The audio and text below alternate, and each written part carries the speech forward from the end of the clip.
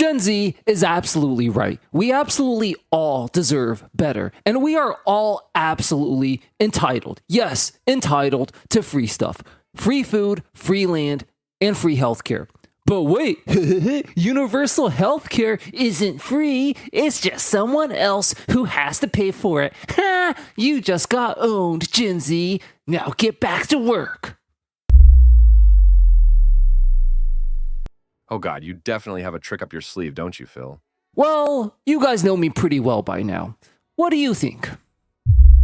Let's put all our political and personal biases aside and just talk about the facts and science. Scientifically speaking, healthcare is free, food is free, and just about everything you need for your basic survival is free. In fact, if you really delve into the science, you'll see that not only is healthcare free, but there is a serious scientific argument to be made that you should be the one getting paid just for existing.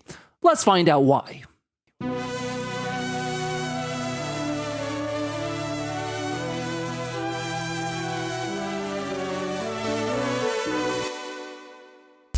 There's a concept in dark psychology known as the White Knight. This is a dark manipulation tactic where you get someone to like you by swooping in and saving them from a big problem. Only here's the catch.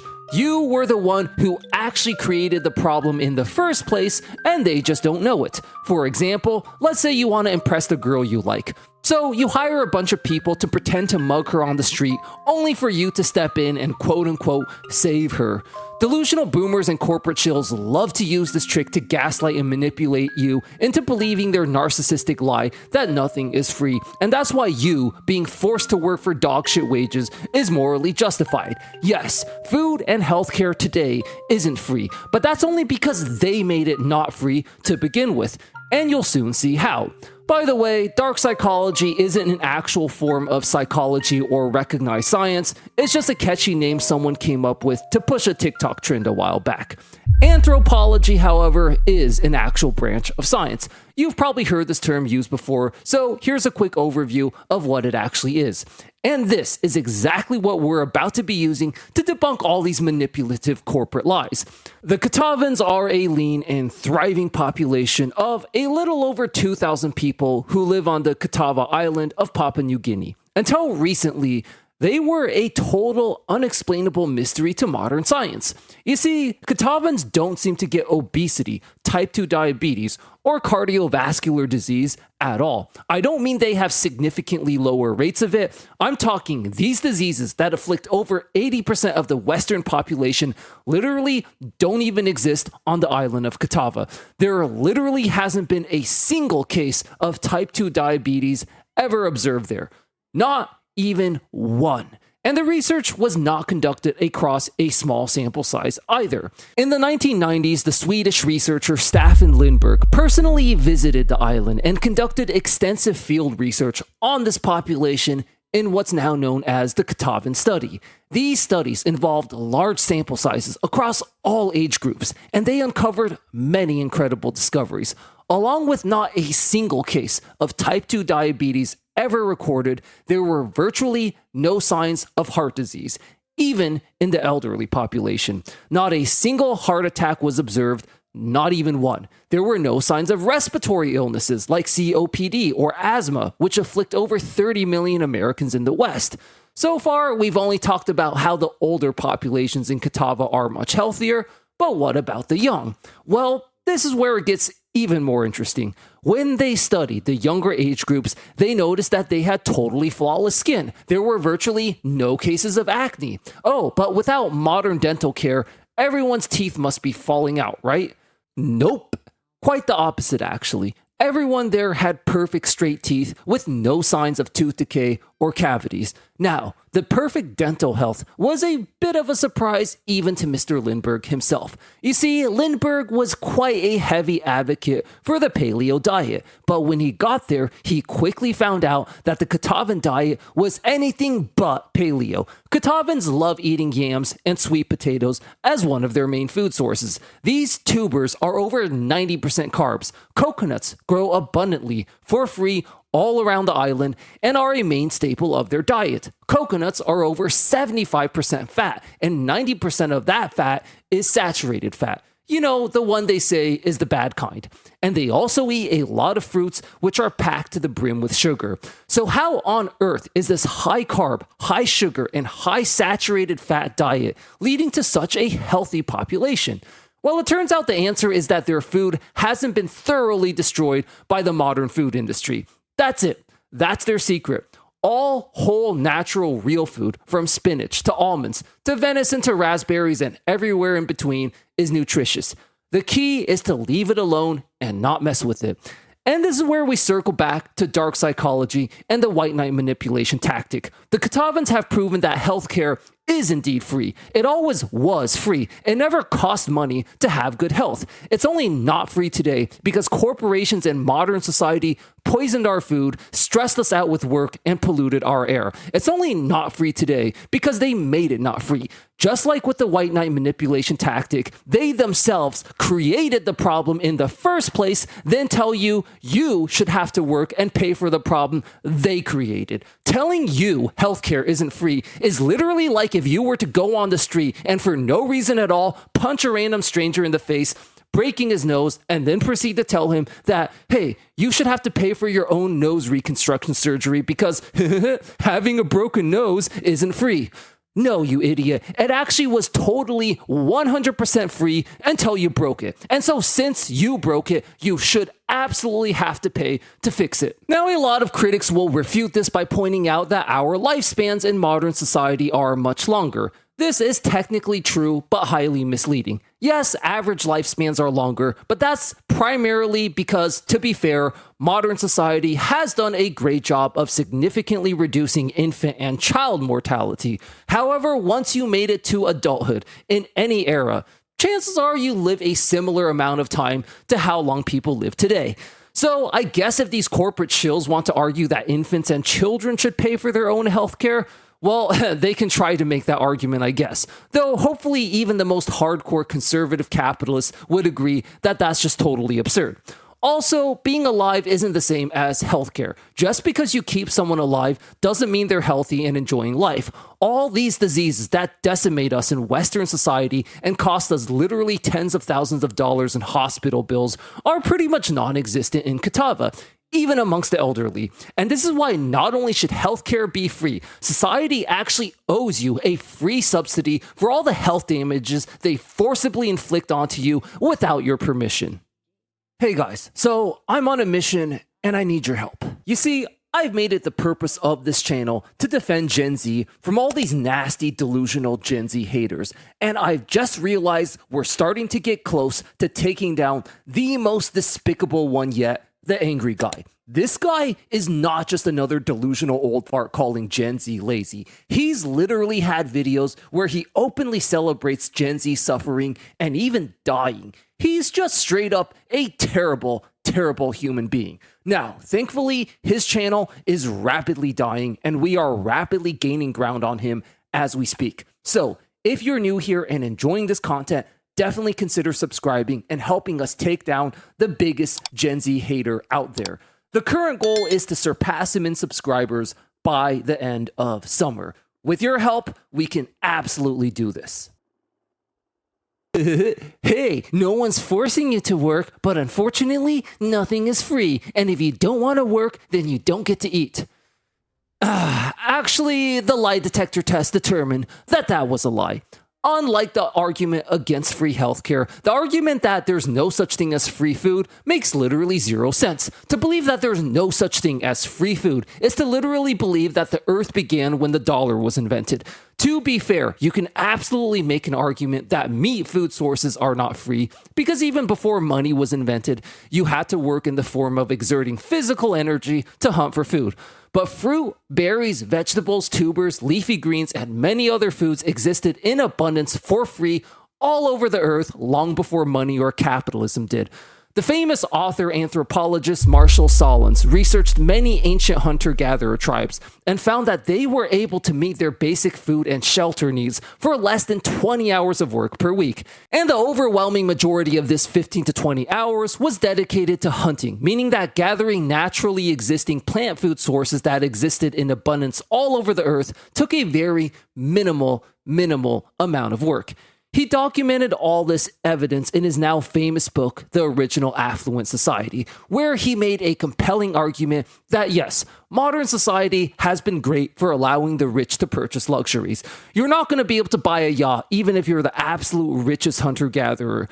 But for the poor and the now rapidly disappearing middle class, they have never had to work this much just to meet basic survival needs like food and shelter. Now, there was a lot of debate and pushback from critics on the original affluent society because anytime you're dealing with anthropology and evidence from thousands of years ago, there's going to be room for subjective interpretation. So the best way to settle this is to see if there's still a similar group of people somewhere in the world today that live a similar lifestyle. And it turns out there is.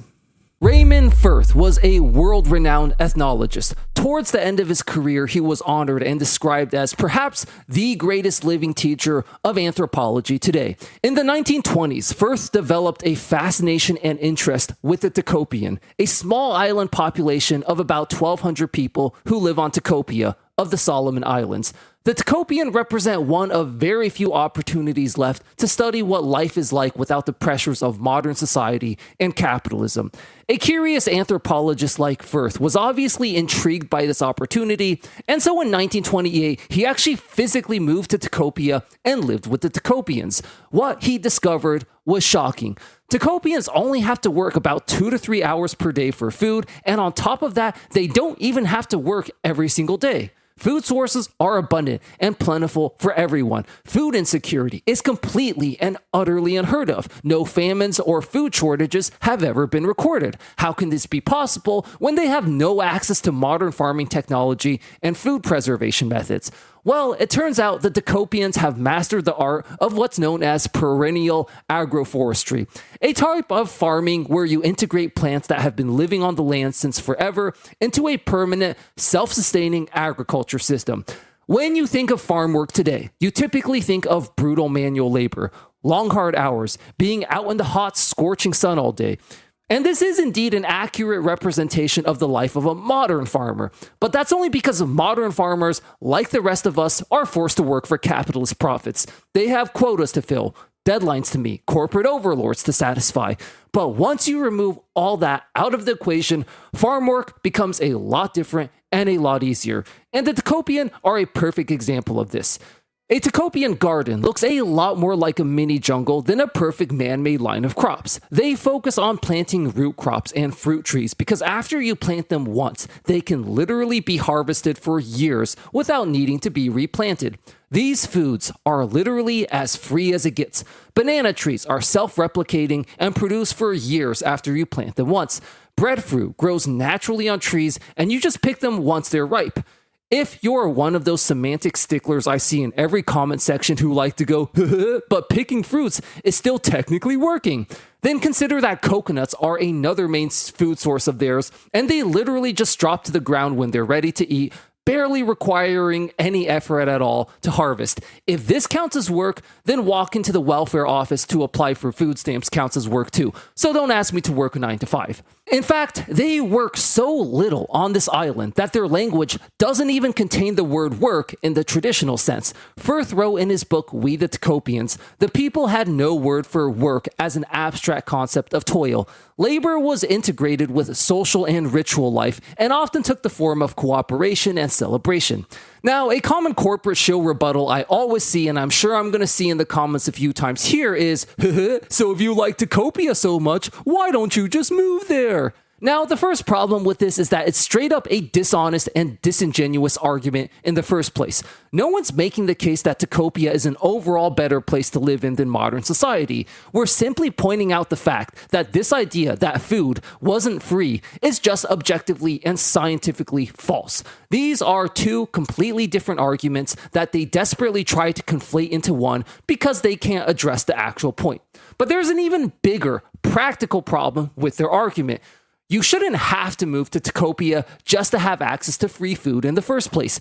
You see, a critic might look at Tikopia and say that food there is only free because of its exceptional natural circumstances, being a tropical island with lots of natural rainfall. But again, this is just another white knight manipulation tactic. Before modern society existed, there were a lot of places where food was abundantly available for free, just like in Tikopia. In fact, if you're watching this video, chances are you're already living in one right now as we speak.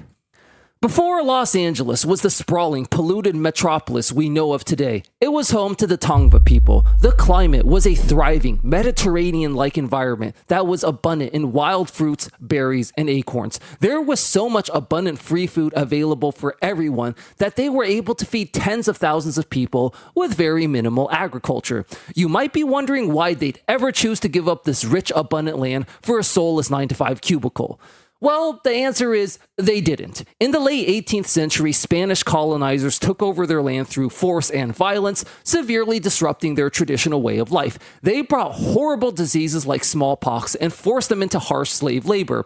Before New York was what we know it as today, it was home to the Lenape people, who lived off coastal fishing and wild berries that grew abundantly for free in nature everywhere. Central Park itself used to be full of natural springs and edible plants. The Lenape people predictably suffered a similar fate to the Tongva, and today the government has strict laws that forbid you from even foraging on the few berries that still grow freely and naturally in Central Park to this day. The land of Florida used to be home to the Calusa and Temecula tribes. The land was so abundant in free sources of food that these tribes were able to feed themselves for over 1,000 years with zero agriculture or farming. These corporate shills love to tell you that you're being a burden to farmers if you don't work because farmers have to work to feed you.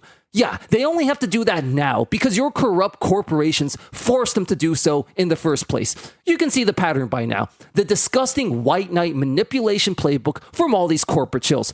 Create a problem, then tell you should be grateful that they solved the problem they themselves created. Cut off your access to free food, then tell you you're lazy for not wanting to work to feed yourself. Get you sick by shoving their processed foods and insane 60-hour work weeks down your throat, then tell you healthcare isn't free, you're just changing who has to pay for it. Part 3. What can we do about all this? Okay, so you know all the history and science behind why this evil corporate lie of nothing is free is totally and objectively false.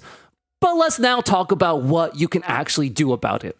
Now, I'm not going to spend too much time talking about universal basic income here because we've covered it in just about every other video. But a lot of Gen Z and millennials are in favor of it, and you can use what you learned in this video to bolster your argument even further. The next time you hear a delusional boomer or corporate shill tell you, nothing is free, you can spot this dark manipulative lie and call them on it with all the facts you learned today.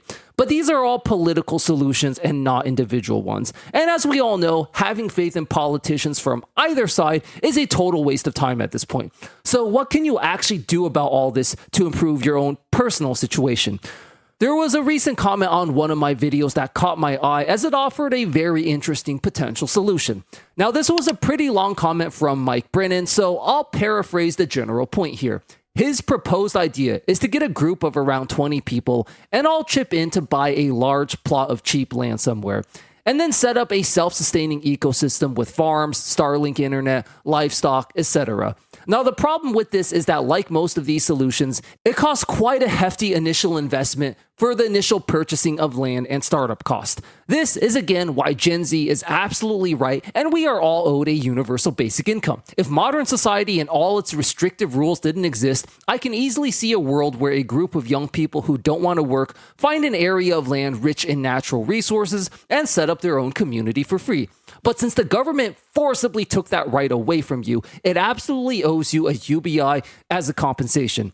Now, here's a message to Mike and anyone else who's interested in starting this type of a project. There are actually a lot of people in our Discord community who are interested in and actively discussing these types of projects as we speak. So feel free to join us, the link is in the description, and who knows, you might just find the 20 people you need there. Now, I understand that for a lot of you this is impossible, so the best solution you can take away from this video is to try and find a cheap local community garden and grow as many cheap self-replicating tubers as possible. Some of these gardens can be as cheap as $100 per year for membership. And I know none of these solutions are perfect, but it's better than absolutely nothing, and we have to start somewhere. So yeah, Gen Z is absolutely right to demand UBI and to demand entitlement. Yes, entitlement to basic survival needs like food and land and healthcare without having to work or pay for it. Saying that we want free stuff from others is just a sick corporate shill manipulation tactic. Food, land, and healthcare was always free for billions of years before society even existed. If somebody forcibly takes it away from you, they absolutely owe you compensation for it. We deserve UBI for the same reason that if you were to vandalize somebody's car, you have to pay for the damages. Modern society caused the problem to begin with, therefore, they should absolutely have to pay to fix the problems they themselves created. We explore these concepts even further in this video right here. Check it out. I'll see you there. Thanks for watching.